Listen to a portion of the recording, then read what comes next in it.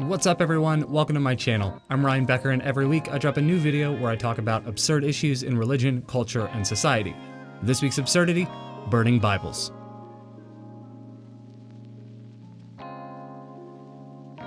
This week, I'm going to answer the question of whether or not Christians should abandon the Black Lives Matter movement after this weekend's events involving the burning of Bibles in the American flag in Portland. For those who are looking for a quick answer, I'll give it to you now. But I would highly encourage you to stick around and listen to my reasoning, as I think and hope that my case is rather compelling. In short, I don't believe that the Marxism connections, nor do I believe the Bible burnings, are reason enough for Christians of any denomination or expression to abandon or formally denounce Black Lives Matter. But don't click away. In this video, I will explain exactly why we shouldn't abandon the movement and why it's not against Christian beliefs to keep supporting it. Now, let me be clear. I in no way support the destruction of any religious symbols or texts regardless of faith. I don't think it's appropriate, but when I consider the context in this specific situation, I do think it is at least understandable. For those who don't know, over the weekend of August 1, a video was released which showed Black Lives Matter protesters burning an American flag and burning a pile of Bibles. In the days following federal agents finally pulling out of Portland, protests resumed mostly peacefully, with this being the first major thing to hit the news. I will say, compared to how violently many tried to portray the Portland protests, this seems relatively light on the whole rioters, looters, and thugs narrative. As for increased crime in some of these major cities, there is at least one study which provides possible explanations for why there is generally an increase in crime in major cities following viral incidents and investigations. And surprisingly, it's not always the protesters. Many are currently using this to point to Marxism's connection to atheism to show that Black Lives Matter is out to eradicate Christianity and completely destroy the traditional American way of life, whatever that is. Even Trump and his family have tweeted that this is further evidence that Antifa would be more accurate without the anti part, which is problematic on its own because there is a clear pattern of, number one, trying to paint Antifa as an terrorist organization, even though it isn't actually a centralized organization. It's more just a loose movement of people who are, well, anti-fascist. And two, paint anyone who doesn't like Trump or vote conservative as Antifa. But hang on to that, because we'll come back to it. So here's the dilemma many Christians find themselves in. They support Black lives, but they don't know about the Marxism stuff, the spiritualism stuff, and now protesters are even burning Bibles.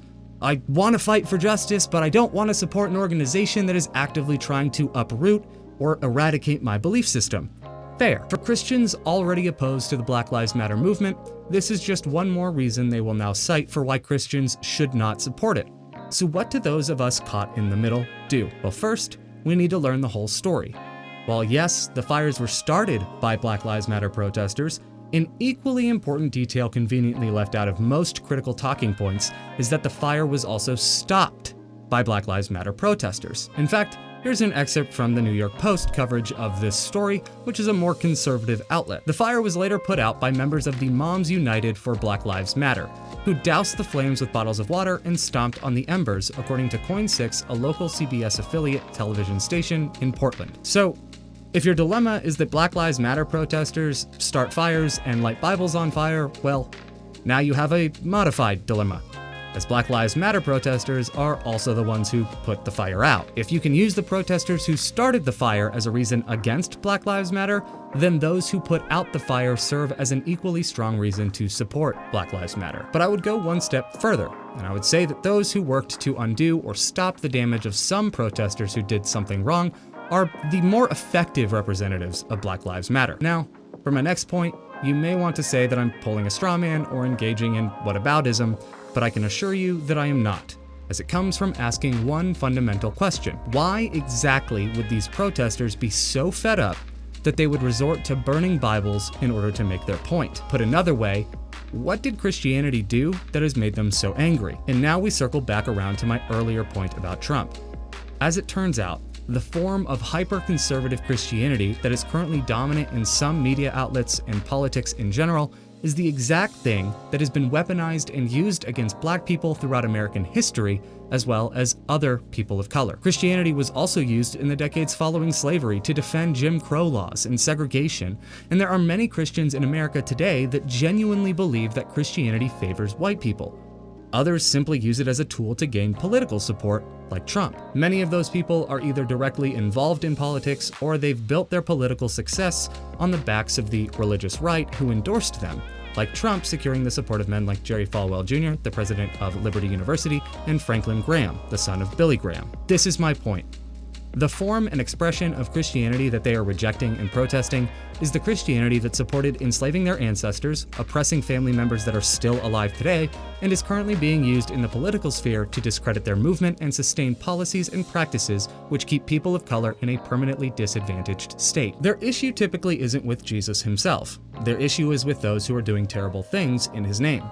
And if they do take issue with Jesus, it's probably about things like what I've just described, as it causes many to question why a supposedly good God and perfect God would allow people to do these sorts of things in his name. As for the Marxism issue, wouldn't it make sense that if someone has been hurt, marginalized, and oppressed for the entirety of a country's history under capitalism, that they might be interested in trying things differently? I'm not saying that's right, I'm just saying it's understandable. Suddenly, burning Bibles makes a little more sense when you have the bigger picture in mind.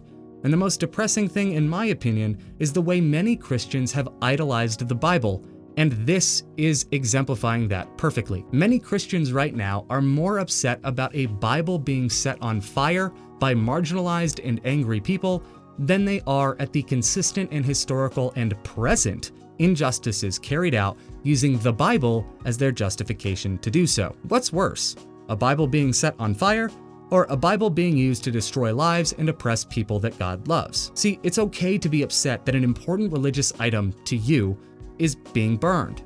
50 years ago, this kind of act would have been even more significant when Bibles weren't as widely and easily accessible like they are today via the internet. Burning Bibles today is more symbolic than it ever was before, since it's not actually limiting anyone from accessing the information that's inside of it.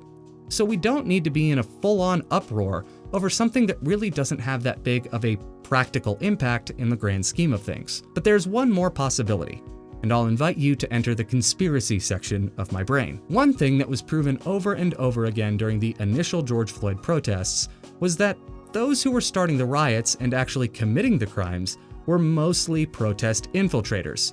Most of the instigators during the original George Floyd protests weren't even from Minneapolis. You may have heard of the Umbrella Man, a masked individual seen breaking windows at an AutoZone, which would serve as the catalyst for the protests to escalate in the days immediately following George Floyd's death. Authorities have now said that they believe the man is someone with white supremacy ties, or consider the man who killed police officers in California during protests in early June. Police determined the killer to be a man with ties to the Boogaloo movement, a white supremacist movement. My question is this: whose goal and aims are benefited the most by seeing Black Lives Matter protesters do this? If you believe that the Black Lives Matter organization's Marxist founders are driving the action of protesters far removed from them, then you likely believe that Black Lives Matter benefits the most. But who is Black Lives Matter trying to convince of the fact that, well, Black Lives Matter? Wouldn't it be the very group that they would anger and annoy the most by burning Bibles? It seems that the ones who benefit the most by painting Antifa as a terror group and Black Lives Matter as un-American and a threat to America are those who have been trying to do so all along. In other words, for people like Trump and conservative pundits, this is like Christmas.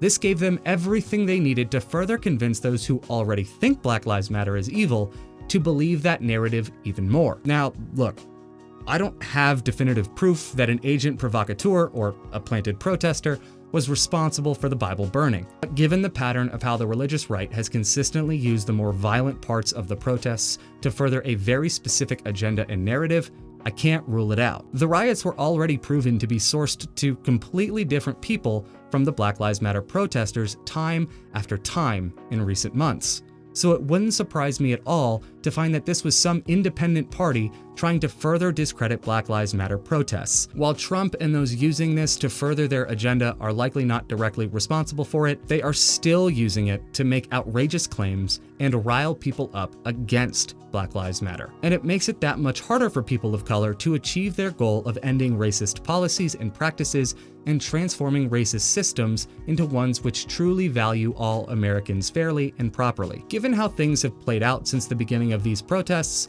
it doesn't feel like that's even a conspiracy. Rather, it feels like a reasonable suspicion, though I readily admit that really is just a suspicion. The only reason I include it in this video, even though it's speculation, is because I believe we have considerable evidence of protest infiltration already, and it's important to keep in mind that when we see anything like this, it isn't always what it seems on the surface. So, if the act was a fake, we have clear evidence of outside groups trying to discredit the movement.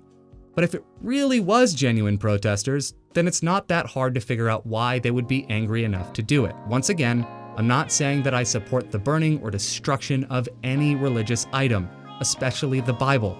I'm a Christian, but in this case, I can at least understand it and be empathetic toward the hurt and anger of those who did it. So no, Christians shouldn't abandon ship on Black Lives Matter, as it's likely that many Christians are angry with the exact same segment of Christianity that these protesters are. In this particular time in America's history, I believe that Black Lives Matter is the most effective means by which we can affect real, active change in the area of police brutality and abuse that will affect all races. With a couple quick searches, I was already able to identify over 30 different specific changes that have been made both in culture and, more importantly, in policies and practice across the United States since these protests began. If you are waiting for the perfect political movement to come along that you can join with, it's just not gonna happen.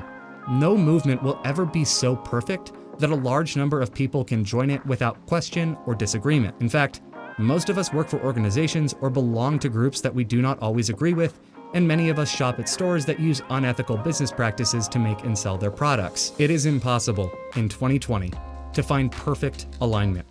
We must weigh the options, decide what is most important to us, and use nuanced approaches in our alignment. If you want to know more about using nuance to approach things like this, check out my Is Black Lives Matter Evil video by clicking the link in the top right corner. If maintaining the integrity and strength of Christianity is a high value for you, I would submit that a group of protesters burning Bible poses way less of a threat than those who pervert Christianity for political power or oppressive goals. Take, for example, Pastor Robert Jeffress, who is the pastor of First Baptist Dallas, a megachurch in Dallas, Texas.